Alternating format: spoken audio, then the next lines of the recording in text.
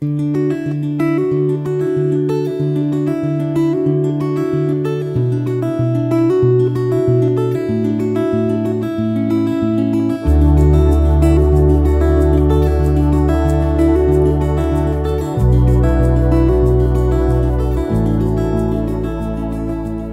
reading begins in Leviticus chapter 19, starting in verse 1. The Lord spoke to Moses, saying, Speak to all the congregation of the children of Israel, and tell them, You shall be holy, for I, the Lord your God, am holy. Each one of you shall respect his mother and his father. You shall keep my Sabbaths. I am the Lord your God. Don't turn to idols, nor make molten gods for yourselves. I am the Lord your God. When you offer a sacrifice of peace offerings to the Lord, you shall offer it so that you may be accepted. It shall be eaten the same day you offer it, and on the next day. If anything remains until the third day, it shall be burned with fire. If it is eaten at all on the third day, it is an abomination. It will not be accepted. But everyone who eats it shall bear his iniquity, because he has profaned the holy thing of the Lord, and that soul shall be cut off from his people. When you reap the harvest of your land, you shall not wholly reap the corners of your field, neither shall you gather the gleanings of your harvest. You shall not glean your vineyard, neither shall you gather the fallen grapes of your vineyard. You shall leave them for the poor and for the foreigner. I am the Lord your God. You shall not steal. You shall not lie. You shall not deceive one another. You shall not swear by my name falsely, and profane the name of your God. I am the Lord. You shall not oppress your neighbor, nor rob him. The wages of a hired servant shall not remain with you all night until the morning. You shall not curse the deaf, nor put a stumbling block before the blind, but you shall fear your God. I am the Lord. You shall do no injustice in judgment. You shall not be partial to the poor, nor show favoritism to the great, but you shall judge your neighbor in righteousness. You shall not go around as a slanderer amongst your people. You shall not endanger the life of your neighbor. I am the Lord. You shall not hate your brother in your heart. You shall surely rebuke your neighbor, and not bear sin because of him. You shall not take vengeance, nor bear any grudge against the children of your people, but you shall love your neighbor as yourself. I am the Lord. You shall keep my statutes. You shall not crossbreed different kinds of animals. You shall not sow your field with two kinds of seed. Don't wear a garment made of two kinds of material. If a man lies carnally with a woman who is a slave girl, pledged to be married to another man, and not ransomed or given her freedom, they shall be punished. They shall not be put to death, because she was not free. He shall bring his trespass offering to the Lord, to the door of the tent of meeting, even a ram for a trespass offering. The priest shall make atonement for him with the ram of the trespass offering before the Lord, for his sin which he has committed, and the sin which he has committed shall be forgiven him. When you come into the land, and have planted all kinds of trees for food, then you shall count their fruit as forbidden. For 3 years it shall be forbidden to you. It shall not be eaten. But in the 4th year all its fruit shall be holy, for giving praise to the Lord. In the 5th year you shall eat its fruit, that it may yield its increase to you. I am the Lord your God. You shall not eat any meat with the blood still in it. You shall not use enchantments, nor practice sorcery. You shall not cut the hair on the sides of your head, or clip off the edge of your beard. You shall not make any cuttings in your flesh for the dead, nor tattoo any marks on you. I am the Lord. Don't profane your daughter, to make her a prostitute, lest the land fall to prostitution, and the land become full of wickedness. You shall keep my Sabbaths, and reverence my sanctuary. I am the Lord. Don't turn to those who are mediums, nor to the wizards. Don't seek them out, to be defiled by them. I am the Lord your God. You shall rise up before the gray head, and honor the face of the elderly, and you shall fear your God. I am the Lord. If a stranger lives as a foreigner with you in your land, you shall not do him wrong. The stranger who lives as a foreigner with you shall be to you as the native born amongst you, and you shall love him as yourself, for you lived as foreigners in the land of Egypt. I am the Lord your God. You shall do no unrighteousness in judgment, in measures of length, of weight, or of quantity. You shall have just balances, just weights, a just ephah, and a just hin. I am the Lord your God, who brought you out of the land of Egypt. You shall observe all my statutes and all my ordinances, and do them. I am the Lord. The Lord spoke to Moses, saying, Moreover, you shall tell the children of Israel, any one of the children of Israel, or of the strangers who live as foreigners in Israel, who gives any of his offspring to Molech, shall surely be put to death. The people of the land shall stone that person with stones.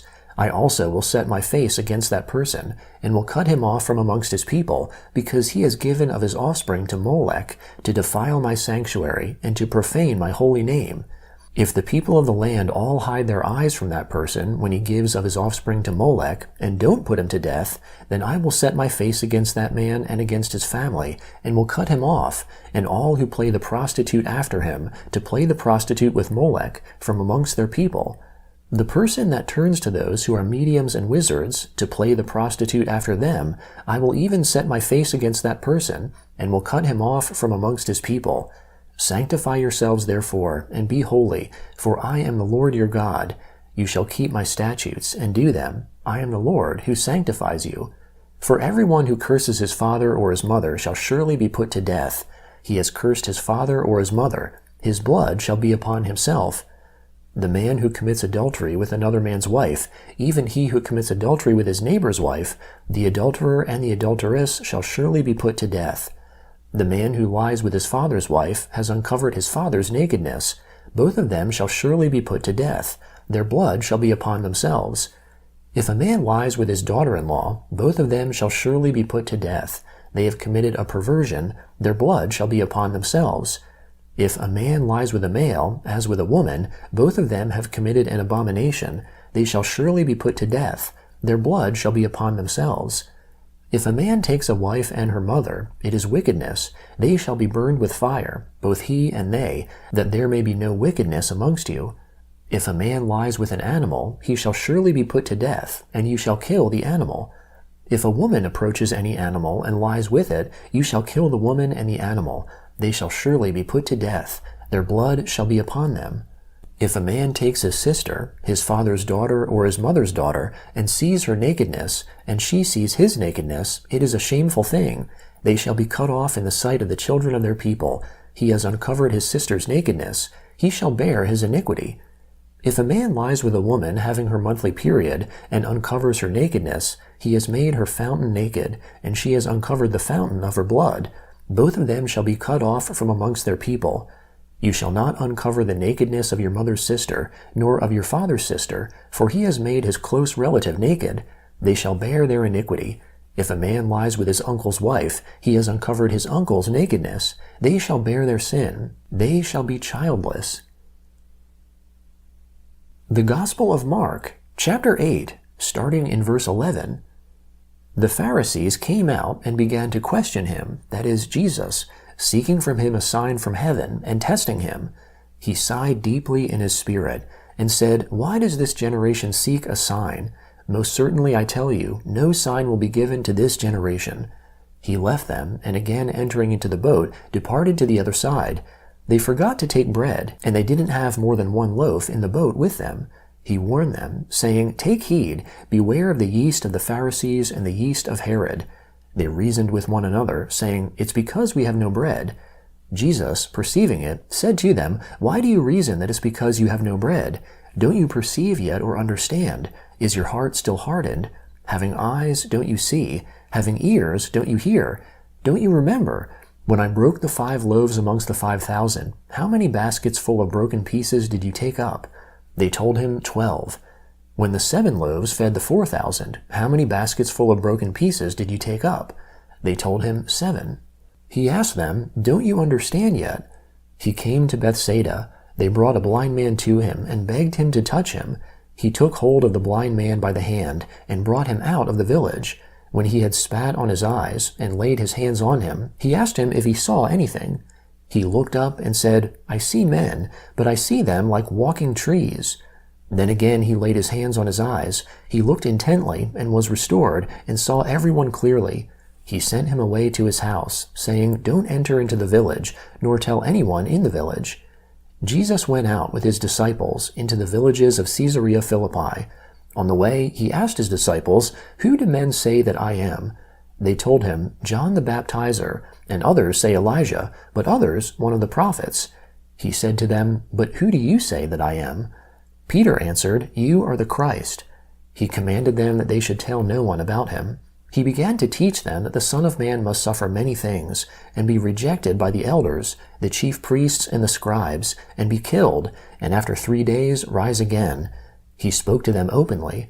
Peter took him and began to rebuke him, but he, turning around and seeing his disciples, rebuked Peter, and said, "Get behind me, Satan, for you have in mind not the things of God, but the things of men." He called the multitude to himself with his disciples, and said to them, "Whoever wants to come after me, let him deny himself, and take up his cross, and follow me. For whoever wants to save his life will lose it, and whoever will lose his life for my sake, and for the sake of the good news, will save it. For what does it profit a man to gain the whole world, and forfeit his life? For what will a man give in exchange for his life? For whoever will be ashamed of me and of my words in this adulterous and sinful generation, the Son of Man will also be ashamed of him when he comes in his Father's glory with the holy angels."